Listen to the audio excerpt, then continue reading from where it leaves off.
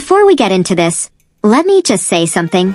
If you've watched any show created by Taylor Sheridan, you already know one thing. Peace never lasts. Ever. And that's exactly why the ending of Landman Season 2 feels off.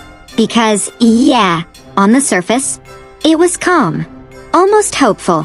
Things slowed down. Characters found a little bit of balance. But if you've been paying attention, that kind of ending doesn't mean things are getting better. It usually means something worse is coming. And, honestly, that's exactly what Season 3 is setting up. Because underneath that quiet finale, there are cracks forming everywhere. And once they break, everything changes. Let's start with the biggest one. Tommy and Cammy. This isn't just a disagreement anymore. It's a full-on collision of two completely different mindsets. On one side, you've got Tommy, calculated, forward-thinking, already planning his next move before the last one even ends. And on the other side, you've got Cammy, holding on, not just to the company, but to everything it represents. Because for her, this isn't business. It's personal. She didn't just lose Monty. She lost stability, trust, control, and that changes everything. Now here's where it gets really interesting. Nate already revealed something huge. MTech was never meant to survive without Monty. That's not just a problem. That's a ticking time bomb. And deep down, Cammy probably knows it. But knowing something is over, and accepting it, those are two completely different things. So what happens when she finds out about Tommy's new company? Because, let's be real, she will. And when she does, that reaction could go in a lot of different directions. She could feel betrayed, like Tommy gave up on something she's still fighting to save. She could feel abandoned, like everyone else moved on, and left her behind. Or, and this is where things get unpredictable, she could do something impulsive. Because grief, it doesn't make people think clearly. It makes them react. There's a real chance she tries to interfere with Tommy's new company. Not because it makes sense, but because, emotionally, she's not ready to let go. But there's another possibility too.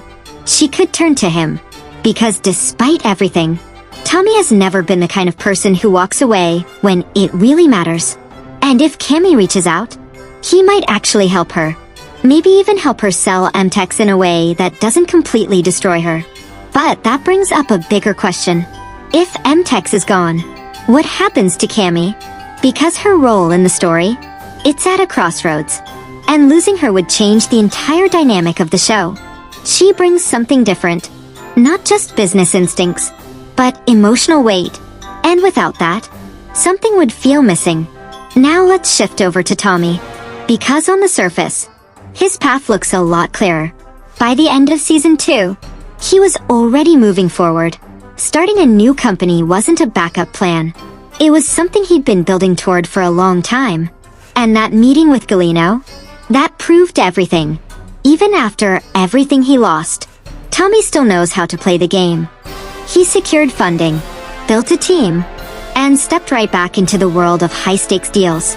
But here's the thing. Everything about this new setup feels almost too perfect. And in a show like this, that's never a good sign. Because yeah, the structure looks solid. Cooper stepping in as president, that's bold. Especially after everything he went through. Tommy taking the vice president role, that shows growth. Or at least the appearance of it. Then you've got Nate handling finances, Rebecca managing operations and legal. Everyone in their place. Everything running smoothly. At least for now. Because starting fresh, it sounds great. But it also means they're exposed. No safety net. No protection. No power like they had before. And that opens the door for problems. External pressure. Competition. And maybe even internal conflict.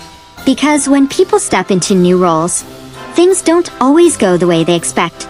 Now let's talk about the relationships. Because this is where things get even more complicated. Tommy and Angela getting married again. That's not stability. That's chaos waiting to happen. Their relationship has never been simple. It's messy, unpredictable, but somehow, it works. And bringing them back together, That guarantees tension, but also some of the most real moments in the show. Now on the other side, you've got Cooper and Ariana. And their situation? Completely different. After everything they went through, it makes sense they want something real. Something stable. But their story isn't over. Not even close. Because that situation with Ariana's attacker, it may be resolved on the surface. But it's not gone. Someone pushed hard to make sure Cooper faced serious charges. And people like that, they don't just disappear. That kind of pressure stays in the background, waiting.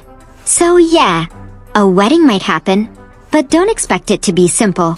Because in this world, even happy moments come with consequences. Now let's talk timing. Season 3 is already starting to take shape. The renewal came at the end of 2025. Production is expected to begin in spring 2026. And if everything stays on track, we're probably looking at a late fall release. Somewhere around November. But as always, that could change. And the moment we get any real update, I'll be right here breaking it down. Because if Season 2 was the calm, Season 3, that's the storm. So now I want to hear from you. What do you think happens next? Does Cammy fight back?